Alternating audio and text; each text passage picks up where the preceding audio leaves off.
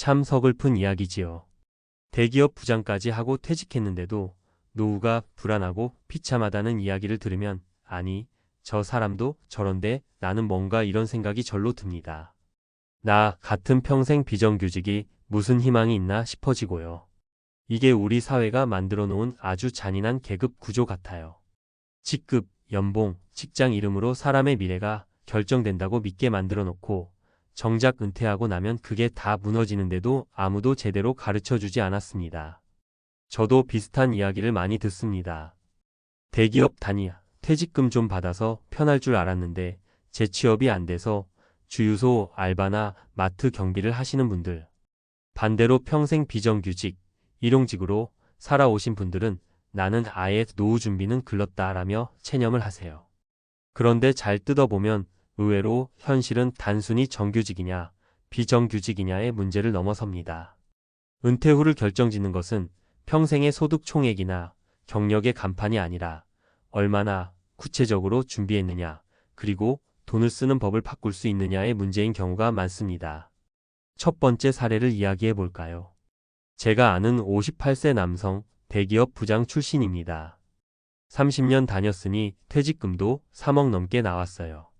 난 뭐든 할 수 있어 자신했지만 막상 나가보니 중견 중소기업은 50대 임원 출신을 부담스러워합니다. 월급이 비싸고 조직 장악력이 강할까봐 꺼리는 거죠.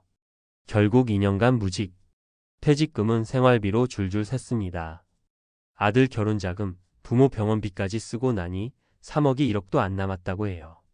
2년 만에 경비일을 시작했는데 너무 힘들고 서럽다고 합니다. 이 사례가 시사하는 건 단순해요. 퇴직 후 2년의 공백이 모든 걸 무너뜨렸다는 겁니다. 자존심이 상해도 바로 알바라도 계약직이라도 했어야 했는데 내 커리어가 아까워서 못했어요. 퇴직금이 여유자금 같았지만 준비 없는 지출이 재앙이었습니다. 두 번째 사례는 완전히 반대예요. 61세 아주머니 이야기입니다. 평생 비정규직 청소 일을 했어요. 한 달 150만 원 벌기도 빠듯했죠. 퇴직금?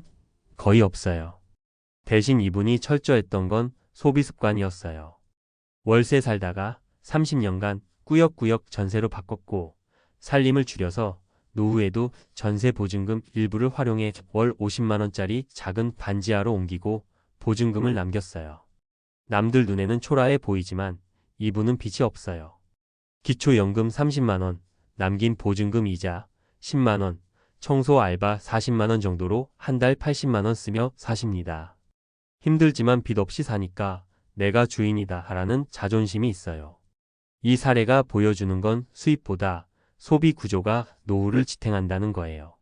정규직이냐 비정규직이냐가 아니라 쓰는 법을 어떻게 설계하느냐가 핵심입니다. 세 번째 사례는 제 친척 이야기예요. 60대 초반에 중소기업 과장으로 은퇴했습니다. 퇴직금은 8천만 원 정도. 자식 교육비로 다 날렸습니다. 남은 건 빚 2천만 원. 이분은 인생 망했다며 한때 술로 지냈어요. 그런데 바뀐 계기가 뭐였냐면요. 어느 날 동사무소 복지 상담을 받았어요. 기초생활수급은 아니었지만 기초연금 받을 수 있다는 걸 알았고 노인 일자리도 안내받았어요. 경로당 도시락 배달부터 시작했죠. 월 40만 원이라도 들어오니 빚부터 갚기 시작했습니다. 그리고 지역자활센터에서 주일에 건물 청소 알바도 구했어요.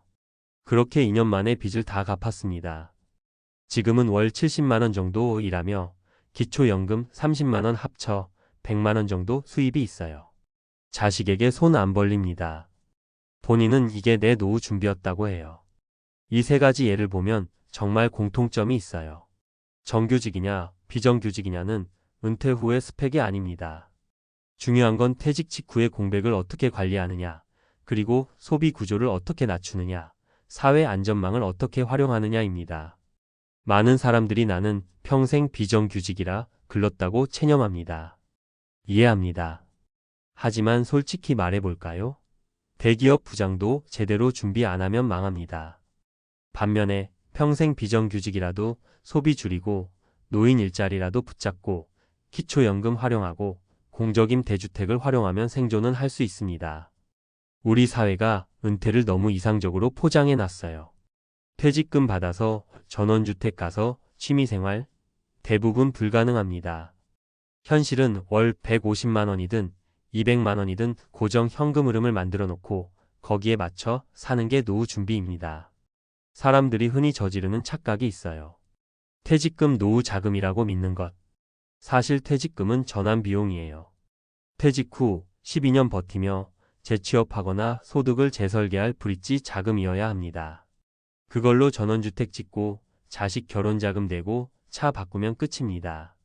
또 하나는 자존심의 함정입니다. 내가 어디서 이 일을 해? 이 생각이 모든 걸 망칩니다. 은퇴 후의 일은 커리어가 아니라 현금 흐름이에요.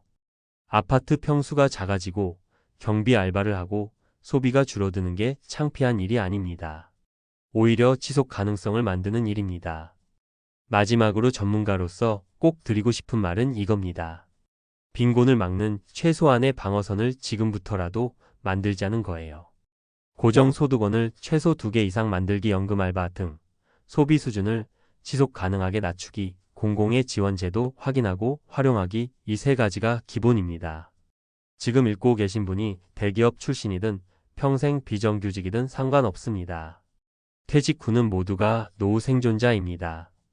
우리 사회는 노후를 개별 책임으로 떠넘겨 놓았습니다. 그렇다면 우리라도 전략을 짜야 합니다. 위의 사례처럼 비참함으로 끝나느냐, 아니면 초라해 보여도 지속 가능하게 사느냐는 지금부터의 선택에 달려 있습니다. 여러분이 생각할 때 나는 뭐냐는 자괴감이 너무 이해가 됩니다. 하지만 너무 늦었다고 생각할 때가 제일 빠른 때라고 하지 않습니까? 오늘부터라도 내 소비를 살펴보고 내 소득원을 점검하고 내 주변의 제도를 찾아보세요. 우리가 생각하는 것보다 의외로 살 길은 가까이에 있습니다. 그리고 우리에게 가장 중요한 건 스펙이 아니라 포기하지 않는 자세입니다. 우리 모두의 노후가 비참함이 아니라 작더라도 당당한 삶이 되길 진심으로 바랍니다. 이번에는 좀 더 전문가적인 시각으로 실제로 도움이 될 수 있는 구체적이고 실용적인 정보 위주로 이어서 이야기해 볼게요. 편안한 말투로 풀되 핵심은 퇴직 후 삶을 지탱하는 구체 전략입니다. 우선 제가 강조하고 싶은 건 퇴직 후 돈 관리의 본질이에요. 많은 분들이 얼마를 모아야 하느냐만 고민하는데 사실 더 중요한 건 어떻게 쓸 수 있느냐입니다. 첫 번째 핵심 전략은 소비의 하향 안정화 계획 세우기입니다. 은퇴 직후에는 누구나 소비를 줄여야 해요. 문제는 대부분 이걸 감정적으로 접근합니다. 이 나이에 반지하에 살아야 하나, 내가 경비를 하냐, 자존심이 소비를 유지하게 만듭니다. 하지만 돈의 세계에서 자존심 소비는 망하는 지름길입니다. 실제 통계로 보면 한국의 65세 이상 은퇴 가구 월 평균 소비는 180만 원 정도입니다. 통계청 가계 동향 조사. 그런데 실제 평균 소득은 기초연금 포함 14만 150만 원 수준이에요. 이 30만 원 적자가 노후 파산을 만듭니다. 해결책은 단순합니다. 월세면 전세로, 전세면 보증부 월세로 낮추거나 LH 공공임대 활용하기. 식비를 꾸준히 기록해보고 평균을 줄이기. 교통비를 대중교통으로 대체하기. 매달 필수 지출을 적어보고 거기서 10%를 우선 잘라내는 게 실전 팁입니다. 두 번째 전략은 소득의 다변화입니다. 대기업 부장도 평생 알바만 하던 분도 결국 은퇴 후엔 정규직이 없습니다. 그래서 필요한 건 한 가지 일자리나 한 가지 소득원에 매달리지 않는 거예요. 예를 들어 기초연금 30만 원, 노인 일자리 40만 원, 주 2회 청소 알바 30만 원이면 벌써 100만 원이에요. 여기서 중요한 건 노인 일자리는 임금이 작아도 공백 없이 꾸준히 유지하는 것입니다. 중간에 건강이 허락하면 주말 알바, 택배 분류 같은 추가 소득을 1년 중 몇 달이라도 하는 게 좋아요. 또 하나는 은퇴 후 자영업인데 이건 정말 조심해야 합니다. 60대 자영업 창업 생존율이 3년 안에 30% 미만이에요. 무리하게 상가 임대하거나 큰 돈을 투자하는 건 피하세요. 오히려 재능 기부 형태의 무점포 소규모 사업의 방문, 가사 도우미, 간단한 강의, 재능 공유, 플랫폼 등으로 용돈 수준을 만드는 게 현실적입니다. 세 번째 전략은 퇴직금과 목돈 사용 계획입니다. 많은 분들이 퇴직금을 노후 생활비라고 착각합니다. 그런데 전문가들은 퇴직금을 전환 비용이라고 부릅니다. 다시 말해 퇴직 직후 23년간의 소득 공백을 메워주는 다리 역할이에요. 예를 들어 2억 퇴직금이 있다면 앞으로 20년 나눠 쓰자 하면 1년에 1천만 원씩인데 사실상 생활비로 쓰면 23년 만에 사라집니다. 가장 좋은 사용법은 일단 비상예비자금 1, 2억만 원 정도 확보하고 나머지는 저위험 금융상품 채권형 펀드, 안정형 ETF, 우량채권 등에 넣어두는 겁니다. 그리고 매달 생활비 부족분만 꺼내 쓰는 구조로 만드는 게 핵심이에요. 생활비 부족이 50만 원이라면 퇴직금 원금에서 매달 50만 원만 보충하는 식입니다. 또 퇴직금 중 일부는 노후 주거를 안정시키는 데 써야 해요. 월세 살던 분이면 전세 전환, 전세금이 부족하면 공공임대 신청 등을 활용하는 거죠. 네 번째 전략은 국가와 지자체 지원제도 적극 활용입니다.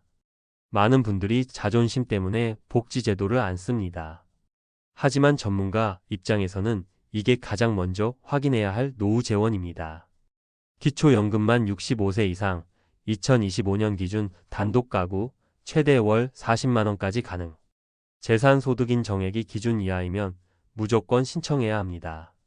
주거급여 소득인 정액이 기준 중위소득 47% 이하라면 월세 지원이 나옵니다. 은퇴 후 소득이 급감하면 대상이 될 가능성이 큽니다. 노인 일자리 공익형, 시장형 만 65세 이상, 소득 적은 분들에게 주 23회 월 3,070만 원 정도. 꾸준히 참여하면 1년 생활비에 큰 축이 됩니다. 자활센터, 지역사회복지관, 노인복지관, 청소급식 돌봄 알바 연계, 교육 지원 등 다양한 정보가 모여 있습니다. 무조건 한 번은 가서 상담받아야 합니다. 긴급복지 지원, 갑자기 의료비, 생계비가 급할 때 한시적으로 지원하는 제도도 있으니 기억해두면 유용합니다. 마지막으로 강조하고 싶은 건 마인드셋 전환입니다. 은퇴 후 소득이 줄어드는 건 당연합니다. 핵심은 얼마를 벌었느냐가 아니라 얼마를 남기느냐입니다. 소비가 낮아질수록 삶은 안정됩니다. 내가 왜 이걸 해야 하나가 아니라 이걸 하면 내가 내 발로 서 있을 수 있다고 바꿔 생각해야 합니다. 자식들에게도 솔직하게 이야기해야 해요. 내가 이 정도는 벌어야 너희 손 안 빌린다고요. 결국 은퇴 후 비참함을 만드는 건 직급이나 과거가 아니라 준비 없는 공백과 과도한 자존심이에요. 그리고 은퇴 후에도 길은 있습니다. 조금만 계산적으로 접근하고 부끄러워 말고 지원을 받고 소비 구조를 낮추면 의외로 살 길이 나옵니다. 읽고 계신 분들께 부탁드리고 싶어요. 오늘부터라도 노트 하나 꺼내서 내 월 소비 수준, 내 예상 소득원, 내가 쓸 수 있는 제도를 적어보세요. 그것만 해도 은퇴 후 전략의 50%는 완성된 겁니다. 이렇게 한 발 한 발 준비해서 스펙이 아닌 지속 가능성으로 내 노후를 지키는 분들이 많아지길 정말 진심으로 바랍니다.